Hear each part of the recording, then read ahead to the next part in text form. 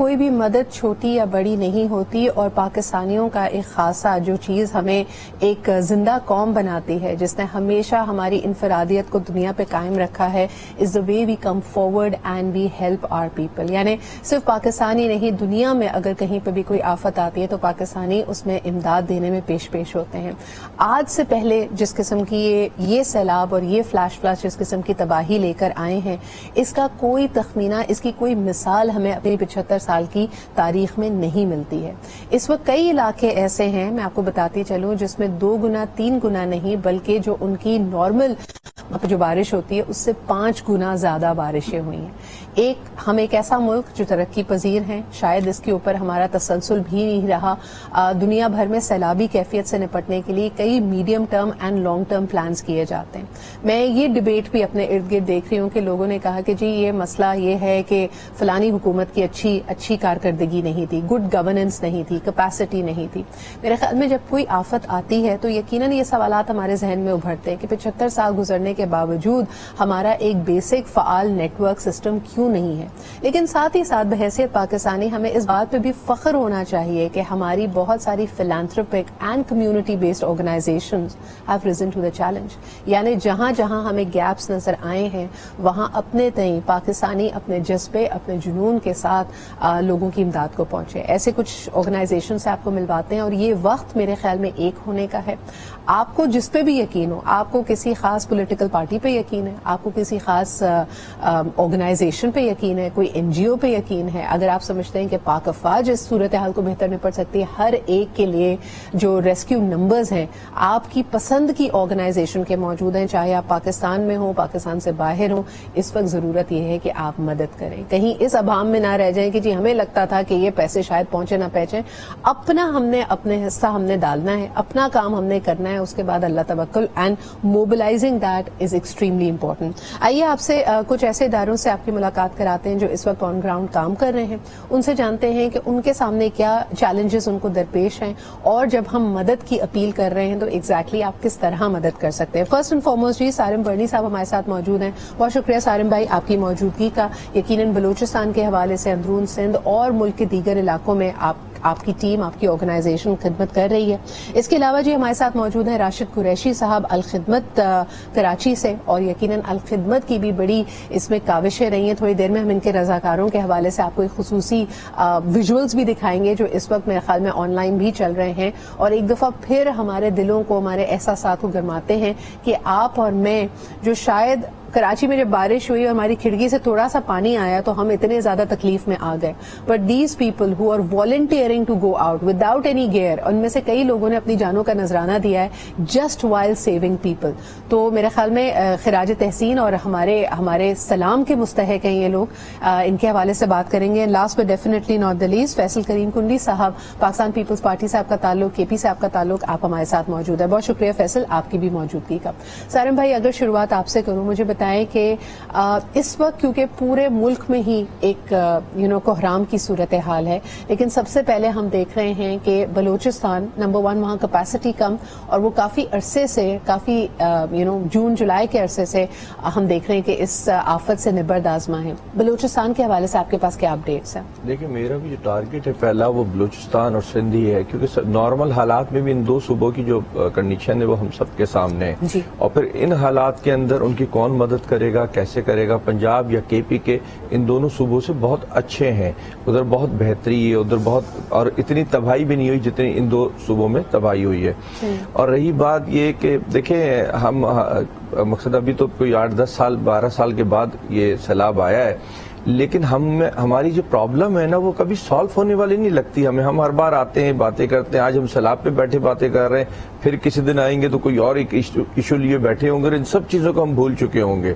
ہماری جو تباہی کی وجوہات ہیں وہ ساری یہ ہیں، ہمارے پاس کسی قسم کا، کسی کے بھی پاس ایون کسی قسم کا ریسکیو کا سامان نہیں ہوتا.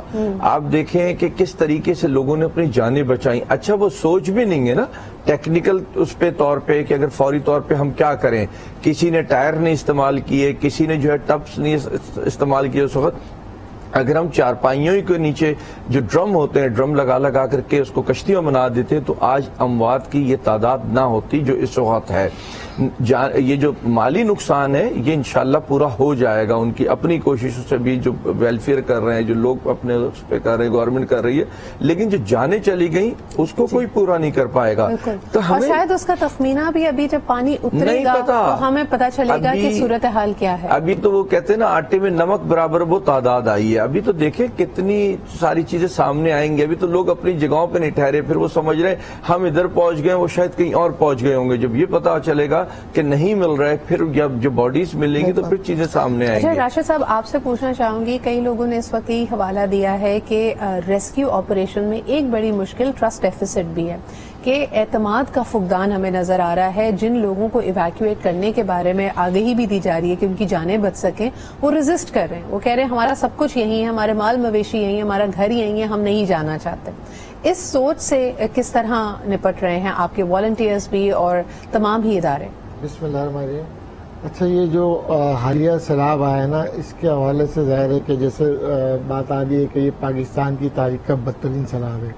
ہم پچھلے اگر یہ گزشتہ 15-20 سالوں کی تاریخ دیکھیں تو جو سب سے بڑا ڈیزاسٹر آیا تھا اس سے پہلے وہ تھا 2005 کا زلزلہ, اور اس میں بحیثیت پاکستانی قوم نے جو رسپونڈ کیا تھا, جو ریئیکٹ کیا تھا, وہ بھی ناقابل فراموش تاریخ کا حصہ ہے.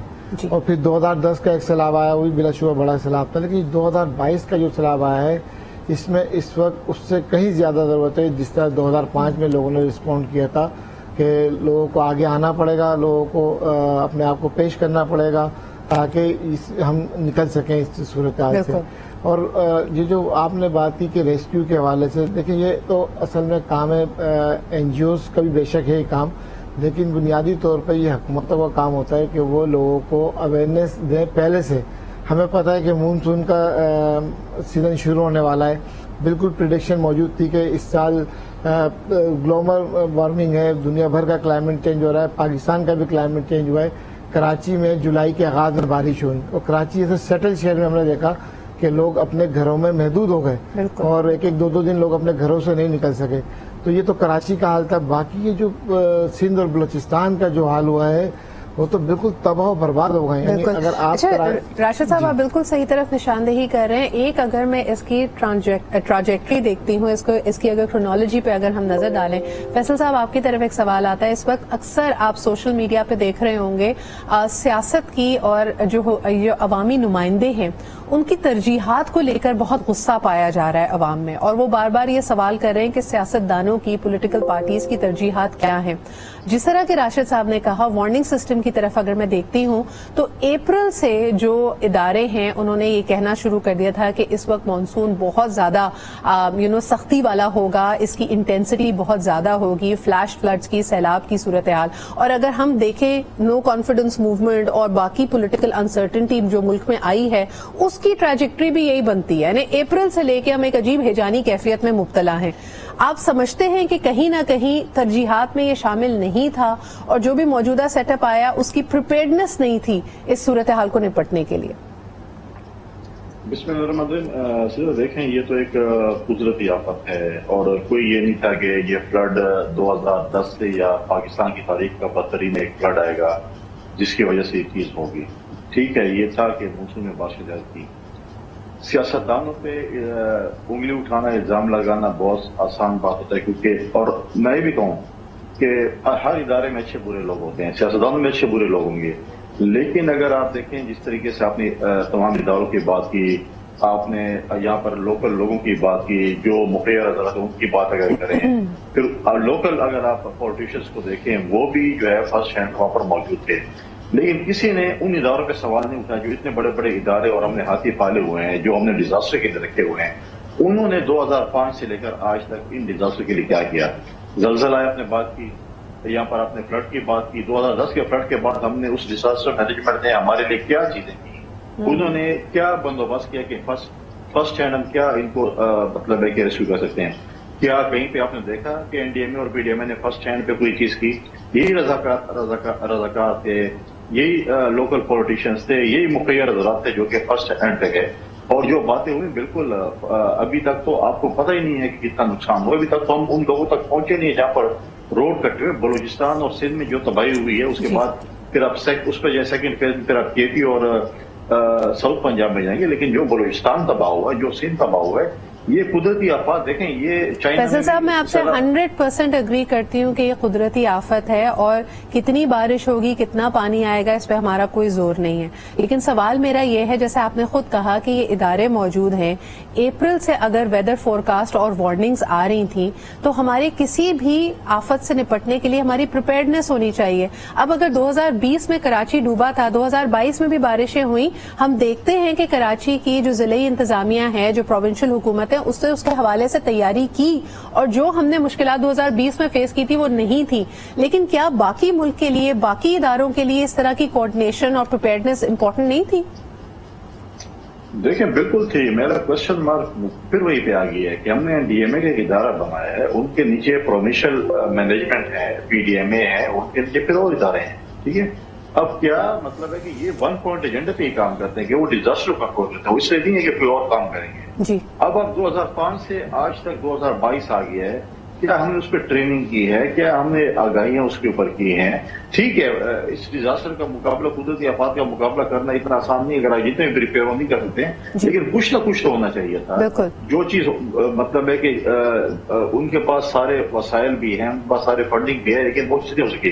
لیکن پھر بھی ایز اے نیشن میں سمجھتا ہوں کہ ہم جس طریقے سے پاکستان کی عوام نکلی ہے, لوگ نکلے ہیں, ہمیں چاہیے کہ ہم ایک قوم بن کر جو ہے دنیا کو دکھائیں کہ ہم ایک قوم بن کر ہم جس آپ نے کہا کہ شاید ٹرسٹ ڈیفیسٹ ہو, ہم یہ کہہ رہے ہیں کہ اگر آپ ہیں, آپ کو کسی پہ ٹرسٹ نہیں, آپ خود جا کر ان لوگوں جہاں پر ڈیزاسٹر ہے ان کو جا کے تقسیم کریں. ہم یہ نہیں کہہ رہے آپ کسی کو دیں, آپ گورنمنٹ کو دیں یا کسی ادارے کو. سر لیکن مجھے بتائیے, ٹرسٹ ڈیفیسٹ ہے, آپ سمجھتے ہیں کہ سیاست دانوں پہ یا حکومت پہ ٹرسٹ ڈیفیسٹ آپ کو نظر آ رہا ہے؟